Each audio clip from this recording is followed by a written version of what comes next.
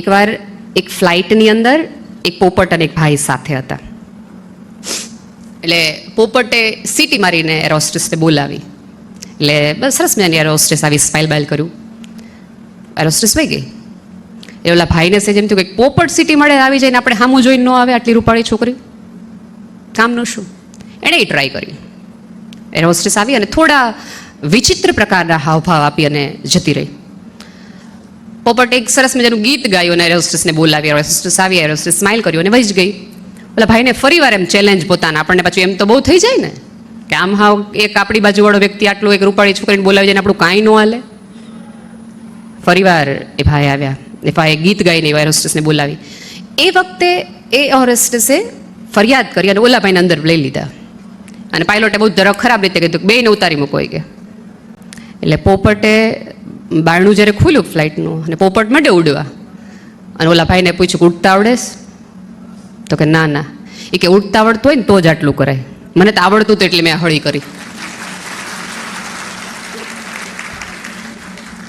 બીજાનું જોઈ બીજાના રસ્તે હાલવા જઈએ ત્યારે આપણને ખબર ન હોય કે આપણી ક્ષમતા નથી. સી ડ્રીમ્સ, સપનાઓ એ છે કે જે તમે વિચારો છો કે મારે આવું આવું કંઈક કરવું છે, અને ક્ષમતા એ છે કે જે તમે કરો છો. તમે શું કરી શકો છો એ તમારી ક્ષમતા છે. અને બહુ જ વાસ્તવિકતા રીતે હું તમને મિત્રો કહું કે આ વચ્ચે બહુ ભેદ ન રાખતા, નહીં તો બહુ જ દુઃખી થવાશે, બહુ હેરાન થવાશે, બહુ પડાશે. અને પછી જે અત્યારે દુઃખદ ઘટનાઓ બનતી રહે છે, આત્મહત્યાઓની આ બધાની, એ તરફની દિશાઓ પડે છે. જીવો, જોવો, જાણો, મજા કરો, પણ તમારા પગ જમીન ઉપર રાખો. જે વૃક્ષ છે એ જમીન સાથેનો સંપર્ક છોડી દે ક્યારેય ફળો ન આપે.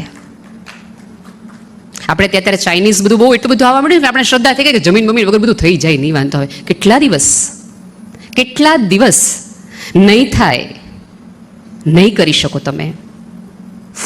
આમ એટલે પૂછી લ્યો તમારી જાતને કે તમે શું કરવા માગો છો.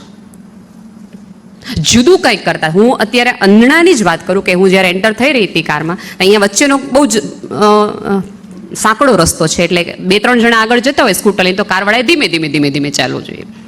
એટલે 2 સ્કૂટર હતા. એક ગુલાબી કલરની સ્કૂટી હતી, જેને હશે એને ખબર પડી જ જાય છે કે હું કોની વાત કરી રહી છું.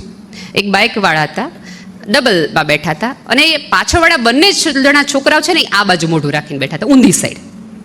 આપણે સામાન્ય રીતે આમ ગાડી જતી હોય તો આપણે આમ બેસીએ, પણ એ લોકો આમ બેઠા હતા. એટલે પાછળવાળાને સામેવાળાનો ચહેરો, એટલે સારી વાત છે કે બધા કરતા હોય એના કરતાં જુદી રીતે બેસવું. મજા આવે ને, something different, something unique, something એવી ફિલિંગ આવે. પણ આ સમથિંગની જે ફિલિંગ છે ને, એ માત્ર સ્કૂટરની પાછળ ઊંધી સાઈડ બેસવામાં ન વાપરી નાખતા. વિચારવામાં પણ એ જ વાપરજો, એ જ ગતિ રાખજો. બધા કરતાં જુદું જોવે છે તો ક્યારેય આપણે એવું નથી કહેતા કે બધા કરતાં હું જુદું જેવી જ દેખાડીશ. આ તમારી બધા પેઢીની જે પ્રોબ્લેમ કઈ છે, કેમ કે અમે બધામાંથી એમાંથી પસાર થયા છે, એટલે મને ખબર છે 100માંથી 10 વસ્તુમાં આપણને આપણા ઘરનાઓ એમ કે તને ન ખબર પડે, હજી તું નાનો છો, હજી તું નાની છો. અને જ્યારે આપણે માની લઈએ કે સાચી વાત છે કે આપણા નાના હશું, અને 100માંથી 10 વસ્તુમાં એમ કે ઢગો થયો, હજી નથી ખબર પડતી. એટલે આપણે કન્ફ્યુઝ થઈએ કે એકચ્યુઅલી આપણે ક્યાં છીએ, શું કરીએ છીએ એમ. પણ મેં કીધું એમ, પૂછતા જાગતા પોતાની જાતને થાવ તો આ જગતનો કોઈ પણ વ્યક્તિ તમને આંગળી ચીંધીને કાંઈ પૂછશે ને કરશે નહીં. એ નક્કી હોવું જોઈએ આપણી પાસેથી. કારણ કે ધીરુભાઈ અંબાણીએ જ્યારે એમનું ઇન્ટરવ્યૂ છે, તમને મળશે યુટ્યુબ ઉપર, આ ટેબ્લેટ આપ્યું છે ને, જોજો, આવું બધું જોજો. ત્યારે એમને એવું એક છોકરીએ એવું પૂછ્યું કે તમે પહેલેથી તમને નક્કી હતું, તમે જ્યારે ટર્કીમાં હતા, કે તમારે આવું જ બધું પેટ્રોલિયમનું એવું જ બધું કામ કરવું છે ને આવી ભારતમાં આવી મોટી ઇન્ડસ્ટ્રી સ્થાપવી છે? એ કે ના, મારું ક્યારેય જીવનમાં નક્કી નહોતું.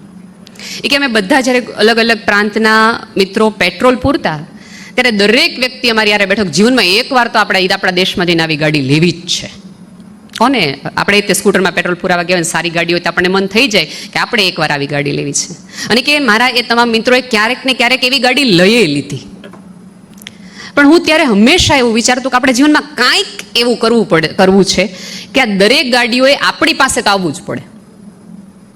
એણે રિલાયન્સ પેટ્રોલિયમની સ્થાપના કરી. ગમે એવી મોંઘી ગાડીઓને પેટ્રોલ તો પુરાવવું જ પડે ને. આ ધીરુભાઈ અંબાણી છે. અને એ ધીરુભાઈ અંબાણી અહીં સુધી પહોંચ્યા છે.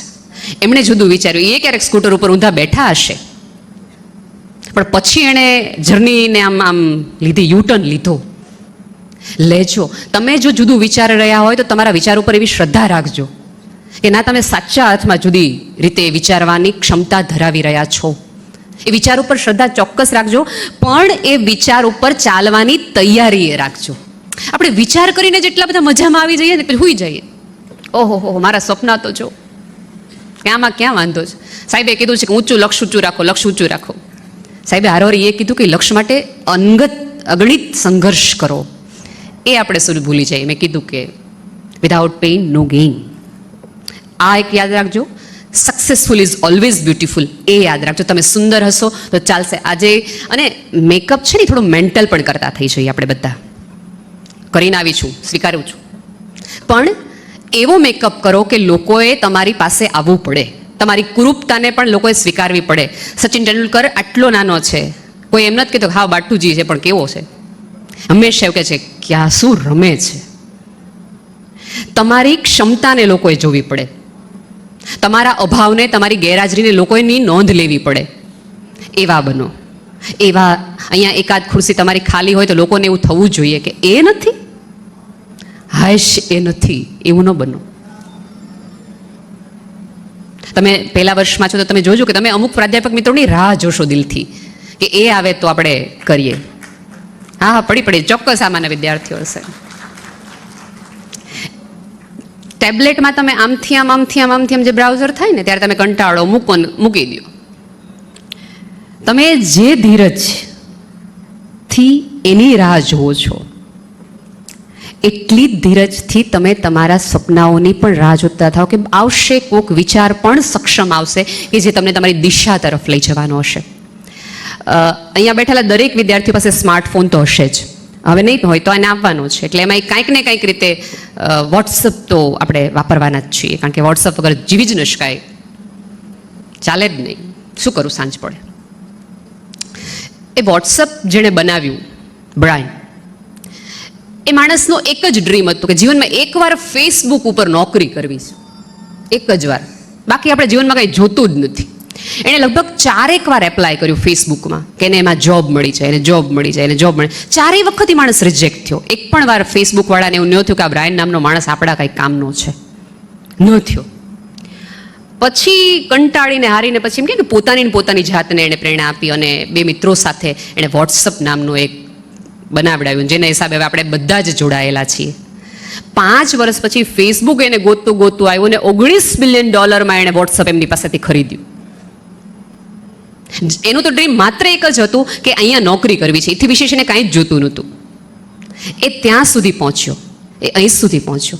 મિત્રો, નક્કી કરી નાખો, જે લોકોએ કશુંક જુદું વિચાર્યું છે, પોતાના કમ્ફર્ટ ઝોનની બહાર નીકળ્યા છે અને પોતાના નક્કામાં વિચાર ઉપર પણ એને આત્મવિશ્વાસ અને સંઘર્ષની તૈયારી જેણે રાખી છે, એણે જ આ જગતને કશુંક આપ્યું છે.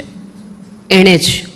સાદા ચાય પીને સૂઈ જનારા 5:30 ઘરે આવીને લોકોને ક્યારેય જગતને એવો ફાયદો નથી થયો. દરેક શોધે આ જગતને ફાયદો આપ્યો છે. એ તરફ જોતા થઈ જાઓ. કંઈક પહેલા વર્ષે અમુક નિર્ણયો પોતાની જાત માટેના. એક વસ્તુ યાદ રાખજો કે તમને જે લોકો ભણાવે છે ને, એણે પોતાનું બહુ બધું ગીરવે મૂક્યું છે તમારી માટે. એનો સમય, એના સપનાઓ, એમની ઉંમરો, બધું જ મૂક્યું છે તમારા માટે ગીરવે, કે ક્યાંક મારું સંતાન કોઈક એવું જીવન પ્રાપ્ત કરી લે. અને દીકરીઓ બેઠી છે એટલે હું ખાસ એમને કહીશ કે સ્વતંત્રતાનો આપણને બહુ જ મોહ છે, પણ ભારતમાં સ્ત્રી માટે સ્વતંત્રતા એટલે આર્થિક સ્વતંત્રતા. ટ્રસ્ટ મી, તમે કમાતા હશો તો તમારા નિર્ણયો ઘણા બધા તમારા હાથમાં હશે. મને એકવાર એક વ્યક્તિ પૂછ્યું હતું કે બહુ પૈસાવાળા હોય તો શું ફેર પડે, આપણે ખાઈ હુઈએ એવું કે જાય આમ કરે શું ફેર શું પડે. કીધું પૈસાવાળા હોય તો એટલો ફેર પડે કે તમારી પાસે અનલિમિટેડ યસ અને અનલિમિટેડ નો હોય. કોઈ પણ વ્યક્તિને તમે કહી દો કે નથી થવું, દરેક વ્યક્તિ તમને યસ કહેતી થઈ જાય. કોઈ એવું કહેતું હોય કે સાદગી ભર્યું જીવન જીવી લેવાય, કંઈ વાંધો નથી, પણ પૈસાવાળા હોવું એ કંઈ અપરાધ નથી. એવું જીવતા અને શીખતા પણ થઈ જાવ કે તમારા સપનાઓ, તમારી જરૂરિયાત પૂરતો પૈસો પણ તમને મળે એવું ફિલ્ડ પસંદ કરો. બાકી ડિગ્રીઓ મેળવ્યા જ કરો. ઘણા લોકો આપણે ત્યાં અત્યારે એવી ફેશન આવી કે જ્યાં સુધી કમાતા ન થાય ત્યાં સુધી ભણ્યા જ રાખે. અને પછી છેલ્લે લગ્નની કંકોત્રીમાં કાઉન્સમાં વધતું જાય. એ માટે ન ભણો. કશુંક કરવા માટે, કશુંક સાબિત કરવા માટે, તમને તમારી જાતને પ્રૂવ કરવા માટે ભણો. એ તમારી જગ્યા છે, એ તમારું સ્થાન છે, એને મળવી લો. મારી છેલ્લી વાત કહી અને મારો સમય પૂરો થઈ ગયો છે એટલે હું પૂર્ણ કરું. ભાવનગર યુનિવર્સિટીમાં એક માની લો કે આ વાત છે ત્યાં બને છે. યુનિવર્સિટી કેમ્પસ હતું, એમાં છોકરાઓ વહેલા આવી ગયા હતા, નજીક કોઈ આવ્યું નહોતું. જ્યારે બધા આવ્યા ત્યારે સાહેબે આવીને જોયું, એ છોકરા એમ જોયું કે આ 3 બકરીઓ આંટા મારે છે.